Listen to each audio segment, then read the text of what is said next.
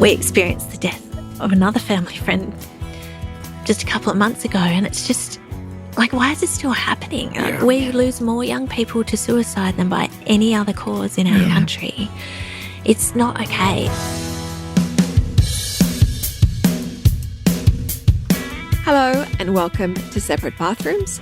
We would like to acknowledge the Gadigal people of the Eora Nation, the traditional custodians of this land, and pay our respects to the elders both past and present. My name's Ali Daddo. I'm Cam Daddo. How are you? I'm really well. You good? Actually, thank you for asking. Sure. Gosh. Well, we have an amazing couple. I know we always have amazing couples. We do, yeah. We have a really special couple coming in today, and they're going to be talking about a subject that is very, very close to my heart.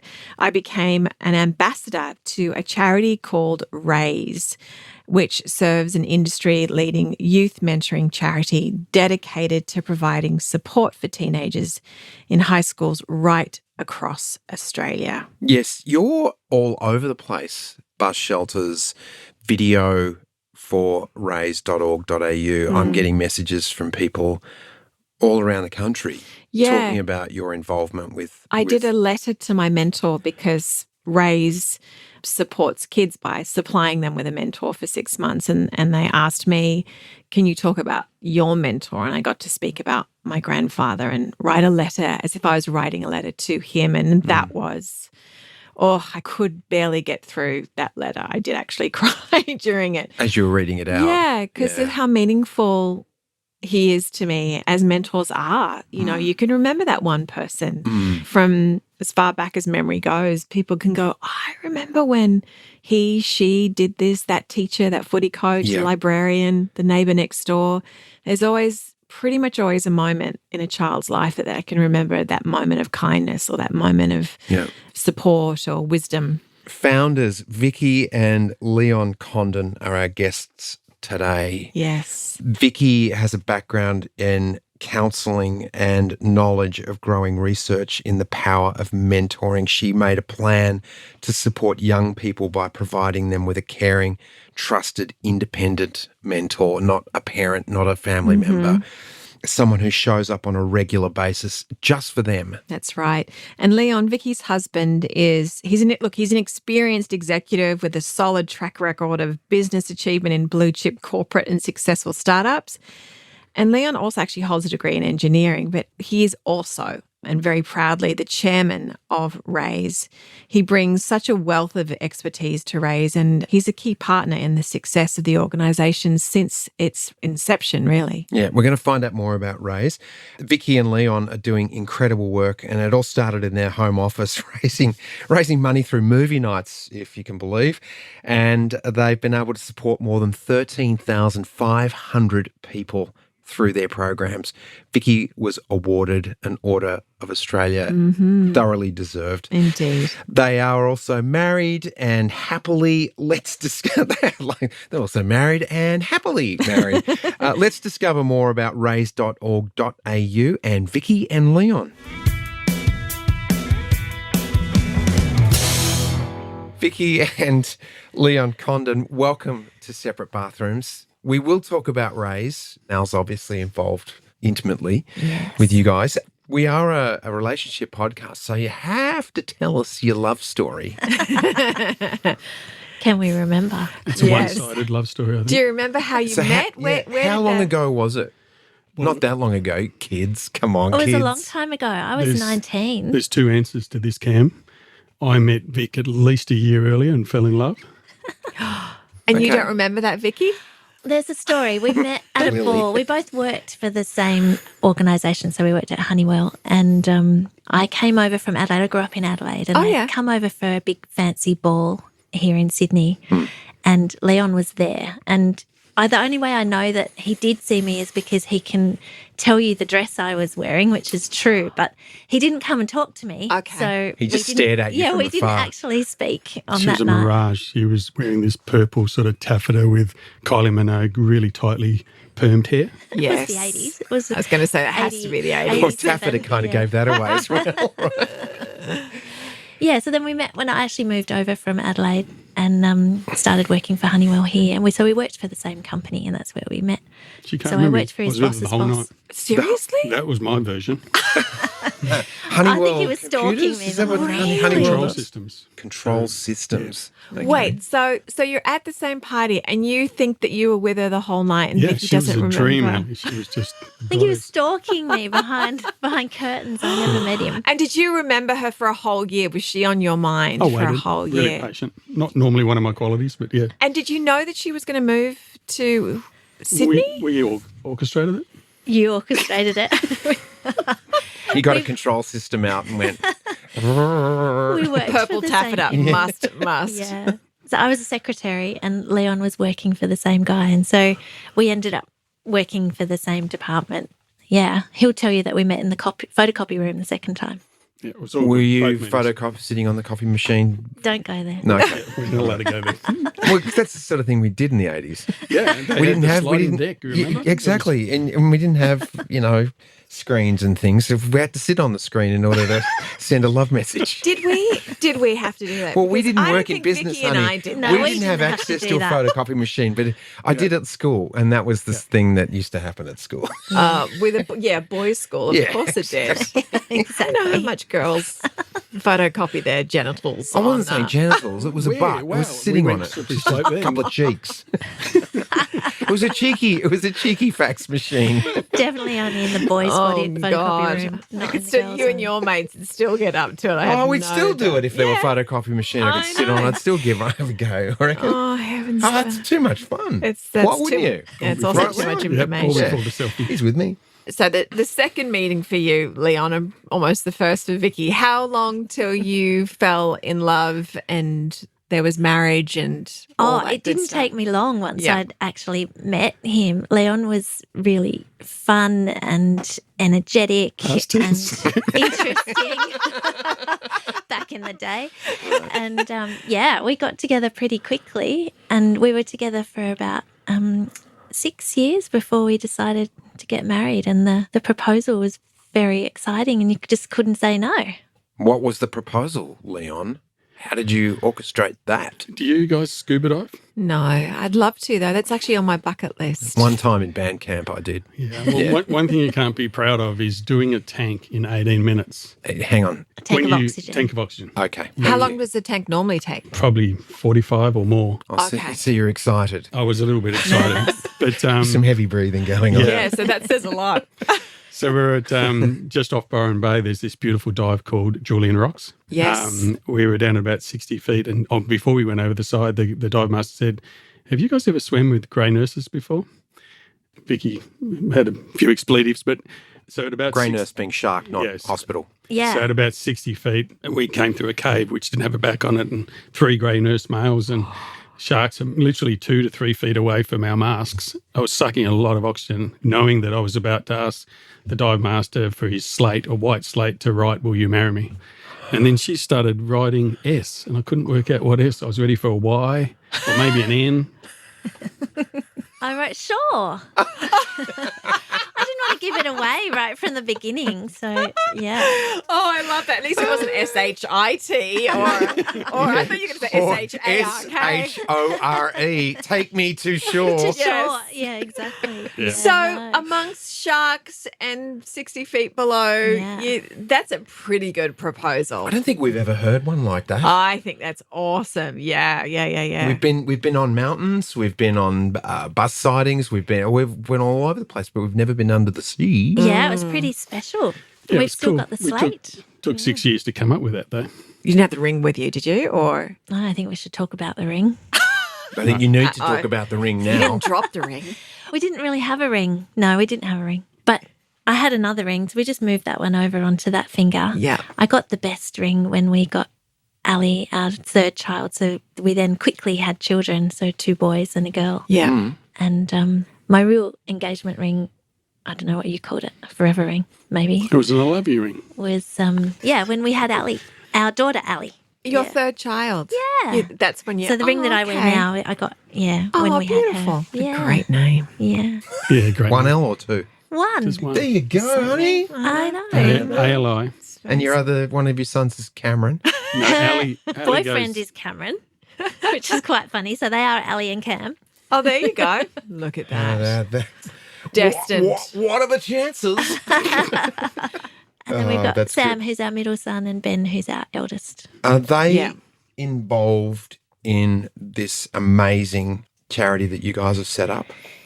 Ben and Ali try to avoid it, really, don't they? I think Ben's on strategy most nights. Ben is actually my best mentor.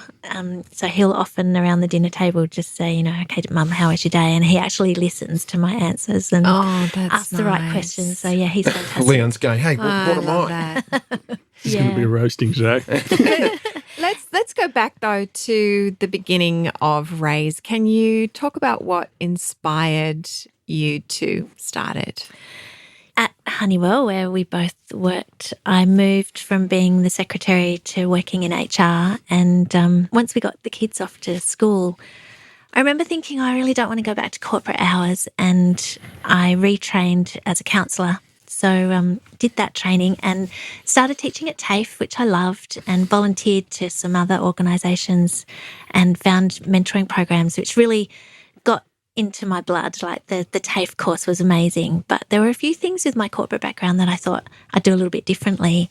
So if I'm being really honest with you, Raise was my midlife crisis. I turned 40. I left the 3 kids and the dog home with Leon and took off to Byron Bay, which is obviously a very special place for us, and sat on the beach for a week and wrote a big business plan and thought I was going to change the world.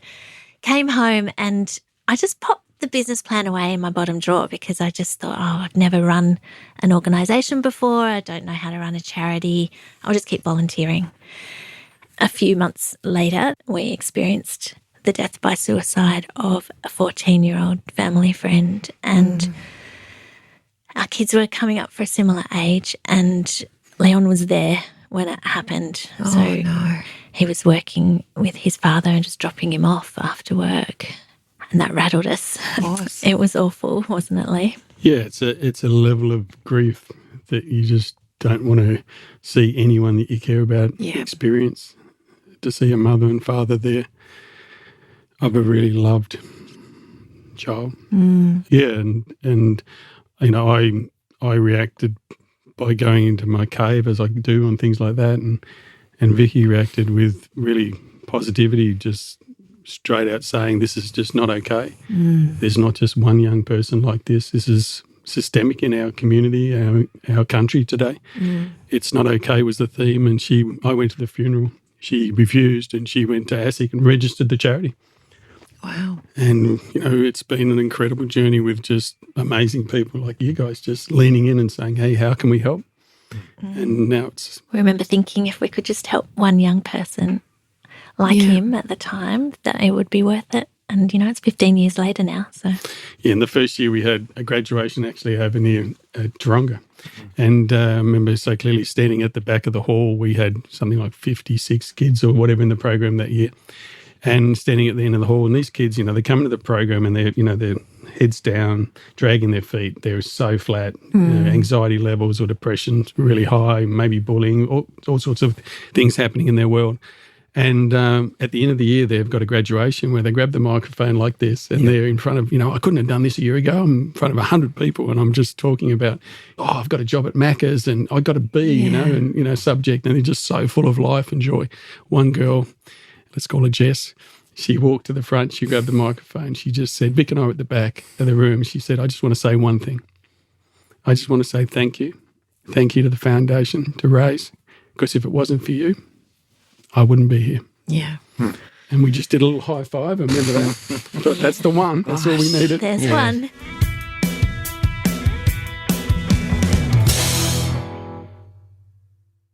Can you give us the elevator pitch of Raise for our listener? Sure. So we run early intervention and prevention mentoring programs in high schools right across the country.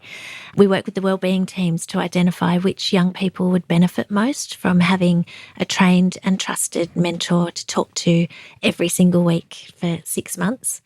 And, I guess the differentiators from our mentoring program is that training. But the program's run by qualified counsellors who supervise the match and look after everybody and keep them safe. And we do comprehensive evaluation so that we can prove and improve the program year on year. This year we're in 180 schools right across the country. We're in every state and territory apart from the Northern Territory so far. And we'll have 2,400 young people being matched with a Raise mentor this year alone. So it's come a long way. And as amazing. Leon said, it's all about lots of individual people right around the country who also just want to do one thing for one kid. Yeah. And that's the difference that you can make. Just, give her an hour a week to talk and listen, ask the right questions and help them get through.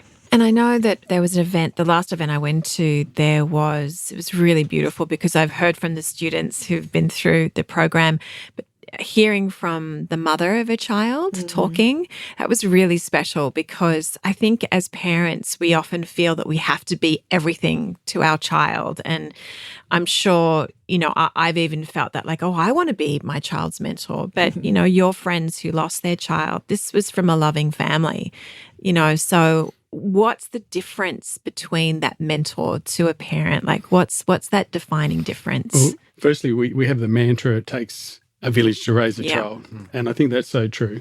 And you remember yourself as a 14-year-old, the relationship you have with your parents or teachers. So to have a random, a person that's not a positive role model into their lives, that's not a parent, not a teacher, not a person of authority.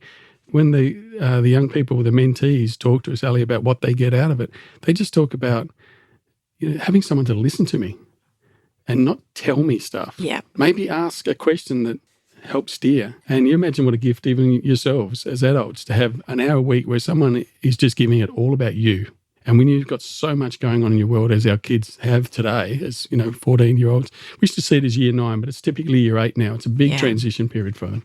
And you can be the best parents in the world, right? Like we know you can be the greatest parents, but there is a period in adolescent development where young people just move away from mum and dad, like you're suddenly not cool anymore. Yes. And, it's very uncool if you like your parents. So it's the perfect time to bring in, an independent, trusted person who might be a footy coach or a teacher or, someone that is separate, like Leon says. It's, not a counsellor, not your parent, just someone different. I remember telling our kids, giving them advice or telling them things, what I thought about what they could or should do as the mum. But, often they won't listen to you. But then, a couple of weeks later, the footy coach might say exactly the same thing to them. And suddenly they've taken it on board. They're like, well, Mr. Harrod said that I should rah, rah, rah. And I'm like, well, I told you that 2 weeks ago. But sure, and that's great. And that's what you need as parents. We've had a lot of that. Yeah. But there's a lot of research done about adolescents, isn't there, that they do need to,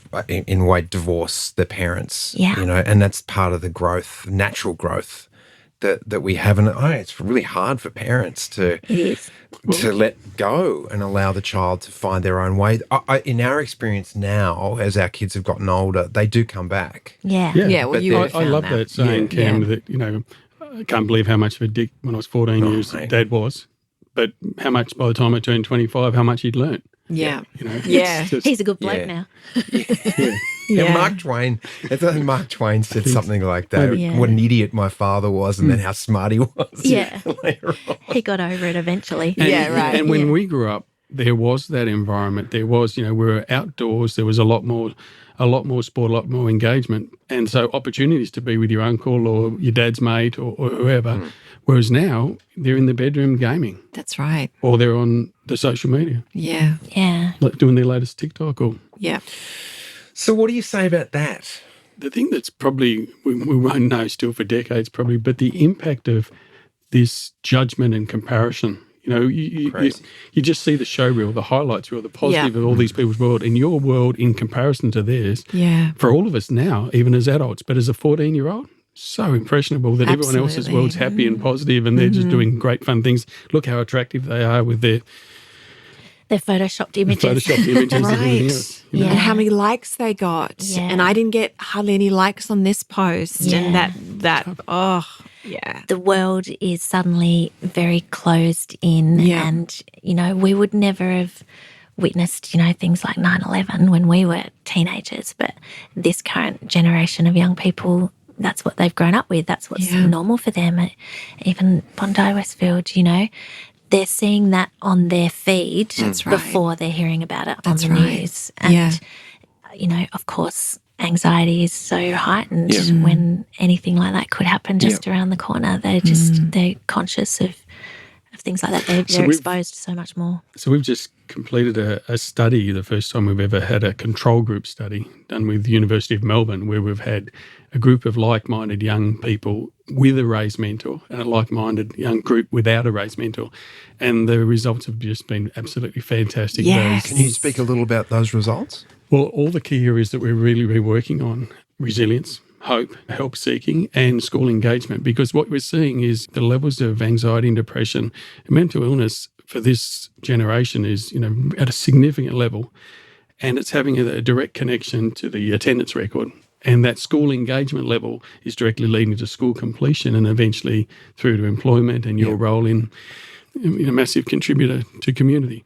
So we can see that line of sight. Yeah, all of our key result areas are increased compared to the control group, which is, you know, really encouraging for the program. We also did an economic study of the program. So for every $1 invested in our program, there's $4.37 in return of avoided costs from the health system, like Leon talked about, and school completion. Right. So, When you first drew up your business plan, was this part of it?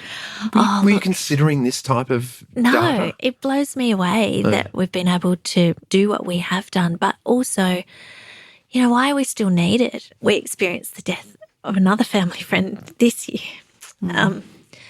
just a couple of months ago, and it's just like, why is this still happening? We lose more young people to suicide than by any other cause in our country, you know. It's not okay. And so we need to keep on top of it. We need to keep making sure. And I think there's been a lot of work on awareness, and there's a lot of work at the crisis end of mental illness, particularly for young people. But early intervention and prevention is where we need to be investing more, because if we can teach these young people right early on where to go for help, how to build resilience, how to push through these challenges that are inevitably going to come up, you know, how to have a growth mindset. This isn't going to be like this forever, and help them get through school and find work and make sure that they have happy, healthy adulthood. Yeah. Like, we've had 13,500 young people graduate from the program, and your question, Cam, about, you know, did we ever think it was going to get to here? Like, I didn't think so. I think our board at the beginning, you know, Lee's the chairman. We're just thinking at the time, oh, Vicky's got a nice pet project, you know, this will be fun for her. 15 years later, it's really important work that we're all doing together that's making a huge impact. What's interesting, it's not only the mentees, the young people. What's interesting with the program is the mentors and the benefit that they get out of it, because corporate Australia, or in our business life, what, you know, used to be focused, like schooling is focused on academics and NAPLAN results. Increasingly, people are recognising what used to be called soft skills are the power skills. You know, listening, and, you know, you guys talk about empathy. You know, just to build those skills, those EQ skills, is what a fulfilled, happy life's all about.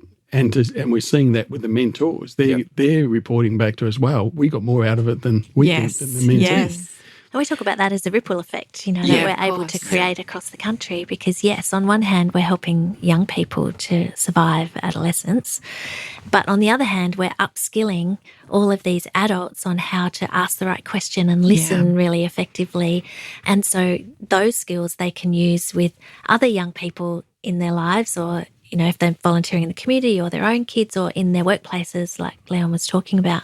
So lots of our mentors are university students who are studying psychology or teaching, and they come to us to do placement hours so they can learn what it's like to work one-on-one with a young person. So there's lots of benefits for the mentors as well as the mentees. And it's been, I mean, I know this has helped my mental health, and many people talk about this. You know, if you're struggling, sometimes it actually really helps to help other people, and that, you know, and I think that this being a mentor would be, as you say, that ripple effect of, like, you see the access and the assistance that you're giving to this teen, and I mean, that can only feel good for yourself. And you offer training. This is something that anyone can just go and do? And what does that training look like for someone who wanted to be a mentor? Yeah, the training's fantastic, and we've developed it over the years. So there's now 8 modules that you can do online, and they're just self-paced. So you do them at your own time, your own leisure. The training is, industry leading. It's fantastic. Is that at a cost? Do you pay for the training? We gift it to those who volunteer with us. We don't charge our volunteers. Having said that, we are setting up a social enterprise because those skills are so valuable, and, corporate partners are buying those training courses from us as a social enterprise initiative so that we can start generating our own fundraising, because fundraising is tough as a not-for-profit. The money side of things has just been crazy for us. After corporate life that Vicki mentioned before, I've been working with small enterprises, startups and medium-sized businesses. And there you spend all day you've got a product or a service and you spend all day trying to drum up demand. Yeah. Here at Raise, there's just unprecedented demand.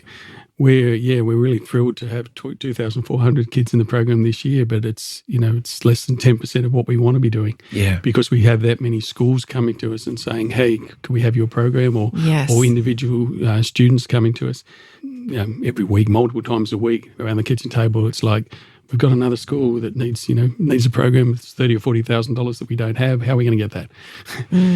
And you need more mentors as well, don't you? We need That's more. right. Yeah. Yeah. Our challenge is always, enough mentors and enough money. Yes. Enough money, enough mentors. Because there'll always be kids. That's always what we're working on. It's so great. And as Al, you said so beautifully about when you are feeling low, to actually step away from your life, go help someone, use your skills to assist someone else, does raise your confidence. And in this day where we're reading about job redundancies and jobs changing and shifting and evolving, and change is hard to deal with, and we all have to deal with change. That's just the common denominator of the human cycle. That things change, and it seems at the moment that we are in a state of great change, but subtle change as well that sneaks up on you. You're talking about your hair colour? Oh, no, that wasn't so subtle. Oh, that right, kind of happened fast at the GFC. You remember that, honey? I know, you just... But I love the way you segued into my That's beautiful. My silver hair colour now. She actually said to me the other day, she said, someone put up a comparison photograph of me at 26 and another one of me at 52 or whatever, and Al goes, you look better now. You do? I'm like, why? Well, she goes, because your hair's uniform. It's all grey. It's not half grey. Well, Lee's got the half grey thing going now, so you've got to There's salt catch up and to pepper. Cam. So, we got way more pepper than you do salt, whereas I'm pretty salty. But as I was, and I don't mind it. Thanks, honey. It's okay. It's not that I've done it to you over the years. A lot. It's so valuable. And I wanted to ask you about your checks and balances with mentors, because this exposure in the news, and we're hearing it all the time now through church and through this and trust, family stuff of just mentors abusing their privilege, right? Yeah. Or their power, perceived power, especially over vulnerable kids. Yep. Can you just talk a bit about how you vet the mentors and what you do? And I think it's important. It's a really rigid process that we've developed over the time that we've been running. We have a very comprehensive youth safety framework that our volunteers have to go through. The training, as much as it's great and that you're developing skills, it's also us checking you out. What we have to do as an organisation, which all of us do when we're working with young people, and particularly vulnerable young people, is make sure that there are no doors of access for pedophiles or people coming in to groom. So you want them to be able to look at our website and our program and know that it's going to be very difficult for them to prey on any of our young people. So we make it really hard for them at every turn. Our program is supervised by degree qualified counsellor or social worker or psychologist. So they're there the whole time while the mentee and the mentor are talking. And that's good. Okay. Yeah, so it's fully supervised the whole time. It's something that we are very vigilant about. It's really important. Yeah, it's paramount. Yep. Safety is at the top of our pillar on everything we discuss, and as well as the supervision. Of course, all contact details aren't shared. There's a defined end to the program, and there's separation. And, often you find where in organisations where it has occurred, they've groomed through a period and then it's been after that there's been an association. So separation is key. There's lots of elements to it, Cam. It's complex and it's a major concern.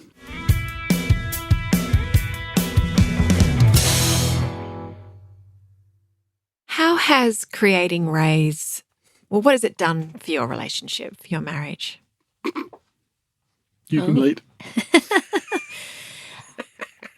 It's interesting. I mean, I always talk about Raise as our fourth child. You know, we had the kids, and then bringing up kids and raising children for me wasn't that easy. You know, you're stuck at home. I would often be quite resentful watching Lee walk out the door off to work for 12 hours and, you know, I'm there home with kids. And now that's probably reversed a little bit. Like Leon's work is, you know, different. He's chairs of organisations now rather than CEOs. And I walk out, now that the kids are grown up, I walk out in the morning and go off to work for 10 and 12 hours. And, you know, sometimes you watch me going, oh, that looks like more fun than what I'm doing, you know. So I think for us, it's brought us together. It's a project that we've built on together. It is like our fourth child. Leon brings the commercial nous and the brain to our organisation. I've learned so much from him as our chairman over the 15 years that we've been running. You know, he'll say, I bring the heart. I wrote the program, but I would never have been able to expand it and scale it the way that we have without the commerciality of Lee and, you know, his brain and his challenging questions that sometimes I want him to get back in his box and not tell me how to run my business. But, you know, often a few weeks later I kind of think, oh, shit, he was actually right. So, you know, I've learned a lot. It's the first from time him. I've heard that. Public. No one's listening. We're in a bathroom, mate. Yeah. Why do you call it so? We witnessed it. It's recorded forever. You'll be able to bring that out. So I think we've been complementary. No, it's definitely enriched it, Ali. It's funny, a lot of people say you'd never go into business with your family and friends. But if I look back over 35 years of business, some of my closest friends have come from working together. So we launched into it together, and the skills are complementary. I don't think they're as generous as you've said on my side, but it's really worked. And certainly, you know, at times, definitely I have to be reminded that you're being the chairman now. You're not to be the husband. Stop with that tacky humour or inappropriatism. Dad jokes are always welcome, though. Sometimes you need a little levity. You can't kiss me in the boardroom, though. Like, that's not Kissed okay. you in the board. Well, that's not okay, right? That sounds like the title of a song. Well, at least it was you, Vicki. It wasn't like someone else. That's That's true. right. That's the good news. As usually we do introduce ourselves, Ali, as husband and wife. Yeah. But I remember being in a minister's office in Canberra once, and we'd forgot to. And it was about halfway through, and we were doing, I don't know, there was something going on the weekend that kept surfacing through the chat. Then they said, oh, when they worked out, are you guys related? And we said, oh, that makes a lot of sense from all that carrying on. They were worried about our governance for a while. Right, So this was a church minister, not a political minister. No, it was a political. And he was worried about that? Good point. You know, I think it's worked pretty well. Yeah. Really. I mean, you know, it's not all rosy. Yeah. Well, okay. You guys have been married for how many years? 30 30. 2 weeks ago. And 6 years Congratulations. prior. 30 and Happy okay. anniversary. So how do you get through your bumps and bruises in the relationship? Because things change, as I was sort of alluding to, aside from my hair colour, which my wife has pointed out. How do you get through Don't the put this bumps one and to me. bruises? This Do you is have any your answer. techniques, any tips for us? No, I think we're learning from you. I think it's all the things that you talk to and our parents talk to. It's really that communication, and then before that, it's just time together. When you've got, you know, busy charity and a couple of businesses as well that pay the mortgage and 3 kids, the life's pretty full. And to look around and say, hey, we haven't connected for a week. So it is firstly about time and communication. It was really interesting. Recently, we were on a just learning through a book just around marriage enrichment, and just simply to recognise that communication can be on those 3 levels. You can have transactional, or rather informational. You know, when do we need to pick up the kids, and what's happening on the weekend, or it can be secondly, it can be around opinions. Do you have enough time to get together that you're actually sharing each other's opinions? And thirdly, level 3, you know, are you actually sharing your feelings? Yeah. Yeah. I certainly sat back from that and went, holy smokes, we're having very little time together. And then when we're together, we're never getting to the feelings level 3. We sit at level 1. Did you bring that up? Did you actually talk? Did you say, "Hey Vic, I've just heard these 3 things," and good on you. Yeah. It was a shock to me, and now it's a joke around the dinner table, isn't it? That we need to stop hanging out at level 1. Let's get to level 3. Let's get there quickly.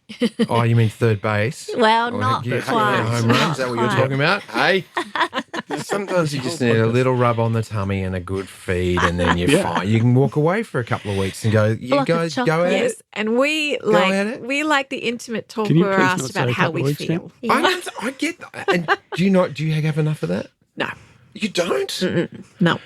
Okay. Yeah. All right. Well, there you go. There's learning. And this comes back to the mentoring, which is what it's all about, right? Yeah. Is talking and listening. So you've actually got to be brave enough to speak and say what you think and put it out there. Like, it takes courage to do that. But also you've got to listen well, right? Listen to what's going on and play it back and understand it and talk about the feelings as well. So, you've got to be brave enough to say what you think, but also to listen to what was said. I remember this from years ago. So when we were living in LA and the movie culture, like you go to there's the big movie theaters and it was a big thing. And so I said, "Dad, we'll go to the movies." She goes, "I don't want to go to the movies. I don't want to sit in the dark and watch a screen. I'd rather go out for dinner or go for a walk and have a chat to you." Yeah. And I'd never even considered that before. I was thought, movie date, that's that's romantic. Yeah, we'll talk in the car on the way there about the movie that we're about to see, and then we'll talk about the movie on the way home that we just saw. Transactional. So level 1. Number 1, first base. Yeah. Yeah. Okay. And on reflection, I think, I've probably had 20 years of working too many hours in a day and coming home and Vic or the kids would say, "So how was your day, Dad?" And my answer would be, because I was totally spent, "Good." Yeah. And that was it. No chance of even getting through level 1 and 2, let alone 3. Yeah. It's really on reflection. I don't know how we got through those bumps and ups and downs that you talked to. What are we? How many years are we? 30? 32? Yeah. Or is it 33 this year? Yeah, maybe? But we didn't have 6 years. We kind of went, we had jumped a year way too fast. and then into it. So, everyone has their own path. Yeah. But, okay, this is good. I love it when I learn stuff. What's the overwhelming experience that your kids talk about when they've completed the program? Is there one specific thing that they... So a lot of what they talk about is there was this person who doesn't really know me but was prepared to sit and listen and let me talk about all of my things and they're not even paid. That's always pretty remarkable. They kind of joke around that. What we see a lot of is the confidence. So, okay. If you give a young person a mentor, you're actually giving them confidence and you're giving them connection. And so that, I think, is really important, the community connection. So for them to understand that there are people all around you that you can go and get help from, to experience for a whole 6 months every single week of talking to someone, having them actually listen to you means that you're much more likely to go and ask for help from someone. So that help seeking is also a really important gift because that's how we save lives. Absolutely. That's how we know that they're equipped to go and get the help that they need and accept it. Yeah. I mean, we've talked a lot about this on the podcast as well. Just, what everyone really wants to feel at the core of ourselves is that you matter. And I think that's probably the most beautiful gift that a mentor gives, in that freeness of the time that I matter enough to someone to show up every week. And I think that is a gift that you can take, forever. And 6 months is a long time at that age specifically, So big part of their life. Yeah. Young person's life. It's going to be so interesting. You're 15 years in, but like to see where those kids, in 15 years' time, another 15 years, what that effect has had on them. That's exactly right. It's interesting. So our next piece of research will be a longitudinal study where we go back and talk to those 13,000 kids about what do you remember from your mentor. And this time last year we got a phone call from a young person who rang us and just said, I know we're not meant to stay in touch with our mentor, but I have some news and I really want to talk to my mentor. Is there a way, is there a possibility that I could talk to them? And we talked him through it, and we were like, we're not sure that we could do that for you, but, if you could talk to your mentor, what would you like to tell them? And he just said, well, in talking to Ian, his name was the mentor, and talking to Ian all those years ago when I was 14, I learned that I am actually really good with my hands. As much as I'm a cranky kid and I kept getting kicked out of school and my attendance was really bad, I'd had like 80 days absence at school. What I learned from Ian was that I could add value, and I'm ringing now because I actually want to tell him that I've just graduated from my carpentry apprenticeship. Aww. And now I'm a qualified carpenter, and it's because of him. Right. And it's just amazing. You just kind of go, oh, this is cool. Like, this is what you want to do. You're planting seeds when they're really young and they flourish and grow at their own pace. Yeah. And it's actually a beautiful video of Alec, this mentee, who's now probably mid-20s tradie, and to hear an Aussie bloke talk like this and just be so vulnerable, it's gold. Yeah. It's changed his life materially. One person, that's so good. Yeah.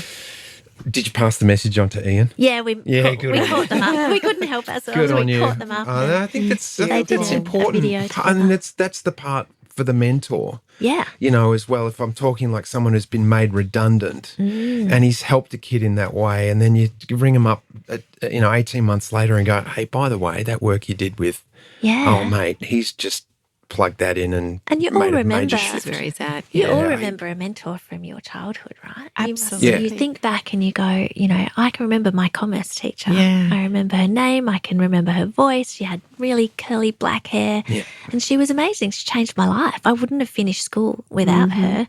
And the job that I got at Honeywell was through her and her sister. Oh, so, there are people that change your lives, and like a sliding door moment, your trajectory goes in a different path because that person cared about you and showed up for you. What would you say to an adult that was sort of thinking about becoming a mentor? What would you tell them that might convince them that it's a really good idea? Yeah, a lot of our mentors will say that what if they don't like me? And I can tell you that our mentees love their mentors so much, and it doesn't matter what age or stage you are. I'm glad you said that. Yeah. So like we have mentors who are 21. You've got to be 21, so you've got a bit of life experience, all the way through to 81. I remember I had a 90-year-old man one time, and he was extraordinary. We have lots of kids who don't have grandparents around them that they don't get to catch up with.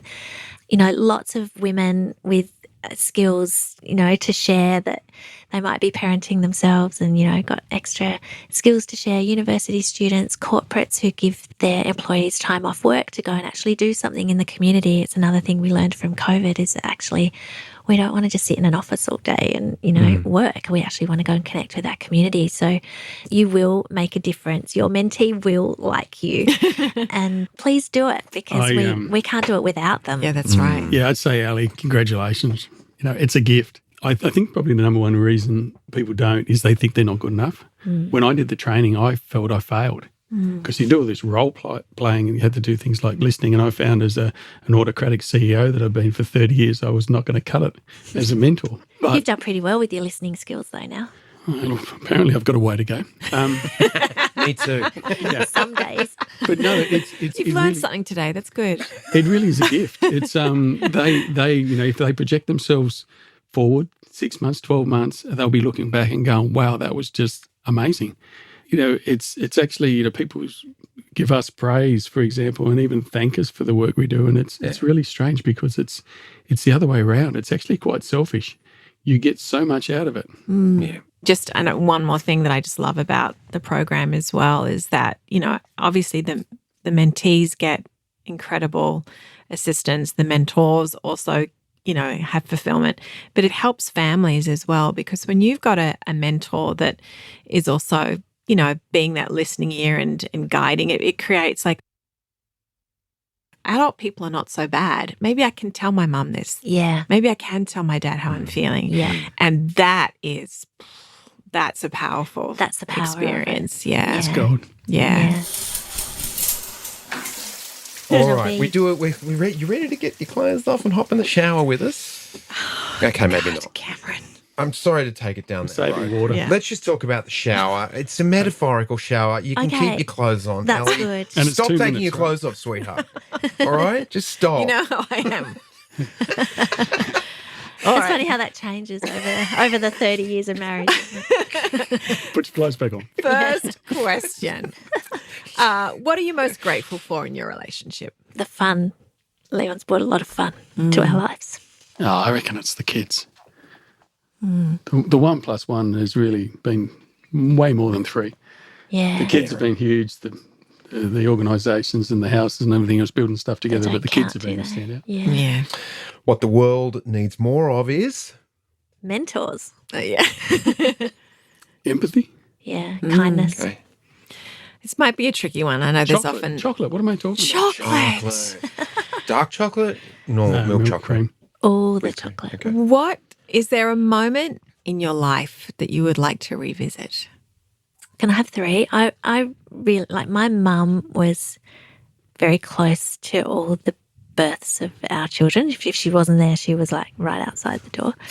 But my dad passed away really early after a failed lung transplant. I would love him to come and meet them. Yeah, so it's about bringing Dad back. Yeah. Okay. I think the proposal day was pretty good. You guys reminded me of that. Yes. I could have that day again. That was There you go. beach, That's that easy. was Let's water, go. boats. Off to Yeah. Byron. Let's There do you it. go. Yeah. Yeah. Were you near the pass? Is that where it was? Julian Rocks, off. I don't know Julian Rocks. You Yeah. seem to know Julian Yes. Rocks, though. I actually You can see know it it from for the a really past. awful reason, though. Yeah, there are people who've, Yeah. not Shark attack. come back from Oh, there. yeah. That Well, the happened- pass is that very happened sharky 2 weeks area. before us. Really? No way. You still learned got in the about it water. afterwards. Oh, you didn't even know. And the husband got in front of the That's one right. that came up. Yeah. Yeah, but when That's we were right. there, the sharks, the grey nurse sharks came through. Leon pushed me forward. Into the shark. Yeah. Look at the shark, Vicky. Definitely do did. anything. He started going backwards and he's pushed Yeah. me forward. We were holding hands as we came I through think this the cave. proposal, you I probably dropped didn't a hand. think you were going to have to go through it. Oh, my Not really. They're like a Labrador grey nurses, Yeah, right? They just want to apparently. slobber on you and Yeah, they don't have many lick teeth. you. They are safe. Yeah. All right, last question. Describe each other in one word, please. I need 2. Uncommonly kind. Oh, nice. I've already said mine. Fun. 3 letters. Fun. We're bringing that back. Bring back. We're bringing back the fun. Fun. Uncommonly kind. I think that does sum up actually the both of you, to start a charity and to keep this charity going and knowing what it means and how much work it takes to continue this on and, the kindness that you obviously share. And like any corporation, it starts from the top down and having the both of you at the top, just you can feel that with Raise. So thank you for everything that you're doing for Oh, that's very kind. the youth. It belongs to a lot of other people now. We Sure. dropped a pebble, didn't we, Lee? And the ripple effect has been exciting to watch, but it belongs to a lot of other people now. Yeah. Yeah. Thank you. Well, thank you. And may those ripples keep rippling out Yeah. into a tsunami of love. Absolutely. Thanks, guys. Did you get teary? Oh, yeah. Oh, What it what just brought feels, up the tears for you? Well, it just feels the kind of work that they're doing and knowing the impact on those kids. And when anyone talks about, the death of a loved one, I mean, I know we went through that with one of my best friend's brothers when he took his life. And it always takes me back to that moment when we got that news of that devastation and seeing one of my best friends, the impact of that. And, just to know that this charity is really grassroots, saving lives and making such a difference in young people's lives. It's just incredibly moving to me. I agree with all of that and making a difference to the mentors' lives Absolutely. as well. Yep. It's really inspiring. And the fact that you can get trained up and to do something that is so caring. And I loved to hear that Vicki and Leon are both mentors Yes. as well. They're practicing what they preach, what A they've lot set of the up. people that they work with, like in the corporation, are also mentors as well. They've done the training and done it because they're so inspired by them and inspired by the kind of help that they can offer. And also, as you say, it makes them feel good. Yeah, and that's okay. Yes. That's part of self-love. If you're feeling good by helping another person, amazing. It can only do a ripple effect of positivity in your own life, make you a better person. For sure. That's fantastic. So check out Raise, check out raise.org.au. Go to their website. You can read more about them, and if you feel inspired, definitely sign up as a mentor. You won't regret it. Yeah. Alrighty. That's enough separate bathrooms for today. Okay. Unless you want to roll in another one. There's plenty of episodes there for you. Why not? Go to it. There's so much good stuff. All right. Thanks so much for listening. Bye for now.